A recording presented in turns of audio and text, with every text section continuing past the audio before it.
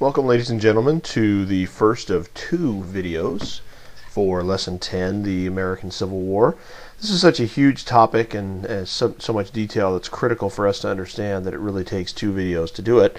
So we're going to start off by essentially breaking up the topic into two pieces. The early Civil War, 1861 to 1863, and then the end of the Civil War from about 1863 to 1865. So that's going to be what you're going to be seeing, two different videos. And they're going to go chronologically. And so the first video, we want to talk a little bit about what led up to the Civil War. We've talked a little bit about that in previous lessons. We certainly know that slavery was a huge issue. We know that there were differences between the North and South culturally that also probably led to that. So we'll talk about the absolute reasons for the South to leave the nation, and then what happened as Lincoln, the president, decided that he was not going to allow that. So that's really what we're going to look at in this first video. So in talking about what the first steps were towards war, we know that in 1787 the U.S. Constitution was ratified. And as you recall, in the U.S. Constitution, there was no mention of slavery. The Founding Fathers essentially kind of sidestepped the issue. They didn't deal with it. They decided to let other generations deal with it. So it's an issue that's been sitting out there for, a good 70 years or so by the time the Civil War rolls around. Also, we have in 1820, and we haven't talked about this in class, but we have the Missouri Compromise. And that's where the decision was made as new states came into the Union that one slave state would balance one free state. So again, not dealing with the issue, but essentially just trying to make it even in terms of representation in Congress. Then in 1858, John Brown, an abolitionist, a radical abolitionist, a person who wanted to get rid of slavery, raided Harper's Ferry, which was an Army depot in Virginia, and his effort was to get guns from this depot and go from slaveholding plantation to slaveholding plantation, opening up and freeing the blacks and giving them guns and letting them carry on at that point. That didn't work, but it certainly indicated to a lot of people in the United States that the issue was starting to boil. Then we have the election of Abraham Lincoln as president in 1860, and the South very quickly after that, in December of 1860, realized that they needed to do something different, that this was not going to be a president that they could work with related to slavery. And so the first of the southern states to secede or leave the Union was South Carolina, and it did so in 1860. As soon as South Carolina secedes, a number of other southern states quickly did the same. Mississippi, Florida, Alabama, Georgia, Louisiana, and Texas all very quickly secede from the Union on the heels of South Carolina's decision. And they form their own nation. They call it the Confederate States of America, and they elect a president, Jefferson Davis. Jefferson Davis had been a senator in the U.S. Senate, and he is picked to become the first president of the Confederate States of America. And at this point, we've got some really interesting things going on. Of course, the South and the North, before secession, were one nation. So we have a lot of people that are divided between their loyalty to their state and their loyalty to the country. And so we have an issue where we have a lot of people trying to decide what they want to do in terms of who do they support. And a classic example of this is Robert E. Lee. Robert E. Lee was a general, probably the most famous at this point general in the U.S. Army, but he's also Virginian. And when Virginia seceded, he decided that his loyalties lie with his state. So he turned in his commission to the U.S. Army and became the leading general of the Confederate States of America. War actually breaks out in April of 1861 at a fort in the Charleston Harbor in South Carolina called Fort Sumter. And the Confederate troops attack this Union fort out in the harbor.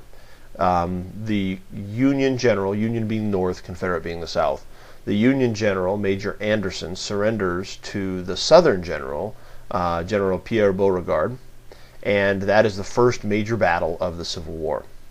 And so at that point, all the other southern states see that there's some power in the Confederacy, and they decide to jump on and secede from the Union as well. And those include Virginia, Arkansas, Tennessee, and North Carolina. So now we have a dissolved nation. We once had a United States, and now we do not. Now we have essentially two nations in the North America continent, in the United States, what had formerly been the U.S. And if you can take a look here on this map, you'll see what those two are. In the blue, we have the states that are loyal to the Union, so that would be the northern states. In the gray, we have the states that were part of the Confederacy, the Confederate States of America. Then we have a couple green states you'll see, and the green states are interesting because those are slave-holding states. Those are states that own slaves. They're called border states, but they didn't secede from the Union. So they were still loyal to the U.S., but they held slaves. So Lincoln had to deal with how he was going to, or think about how he was going to deal with that issue of here's states that he doesn't want to see go over the Confederacy, but they also are slave-holding. So let's take a look at the two sides. What are we talking about when we match up these two nations against each other in the Civil War? Well, as you'll see, for the most part, the North has some significant advantages. In terms of population, 71% of the population of the old United States resided in the North and only 29% in the South. In terms of where manufactured goods were made, the vast majority, 92%, were made in the northern part of the country. Railroads, again, vast majority in the North. And troops, the population was much higher in the North than in the South. So 66% of troops lived in the North to only 33% in the South. So on paper, this would be a rout. This would be, if you were going to bet on which side would win, you would bet, very quickly on the North and think that this was going to be a pretty quick battle. It turned out otherwise, and for the most part, it turned out otherwise because of the fact that the Southern leadership in the Army was much better than the North at first. So let's take a look at some of those early battles, and we'll see how the Confederacy, or the South, really surprised the North in terms of its ability to fight. The first major battle of the Civil War after Fort Sumter was Bull Run. Bull Run took place in 1861 and was actually geographically very close to Washington, the city of Washington, D.C. And so people came out from Washington, D.C. to see the show. And a General Stonewall Jackson, a Confederate general, showed the Northern Army that the South was really a force to be reckoned with. After that, the next major battle was Shiloh, and this was the first real battle in the western part of the nation at that time in Tennessee, and was a huge bloodbath. We had about 2,300 or 23,000, excuse me, casualties on both sides. In Antietam of 1862, Antietam still remains the bloodiest day for American soldiers in the history of American warfare, and in one day 26,000 soldiers were killed, and the picture here shows what's called the Bloody Road in Antietam. And then finally, one of the early battles that really showed what was going on with the South was Fredericksburg. And in Fredericksburg, General Robert E. Lee from the South defeated a force of Union soldiers that were about twice his size through better tactics and better ideas of how to fight. So what was it like to be a soldier in the Civil War? Well, generally you joined up because of a feeling of glory. You wanted to support whatever side it was, and you felt that this would be a grand adventure. There hadn't been a war in the U.S. Since the Mexican-American War, which really was a quick little rout for the Americans, and didn't lead to a lot of casualties, and so people didn't have an idea of what a bloody battle war could be. Very quickly people got a different idea of what war was, and most soldiers, especially in the South, were poorly equipped. The tactics didn't match the modern warfare, which means that oftentimes soldiers were put in on a big line and just essentially mowed down by the opposing force.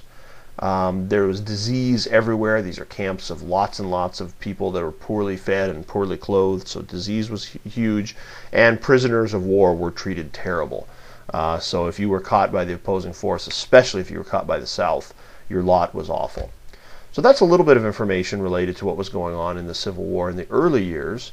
We'll stop for now, and we'll take a look in the second video at what happens in the second half of the Civil War and then the end.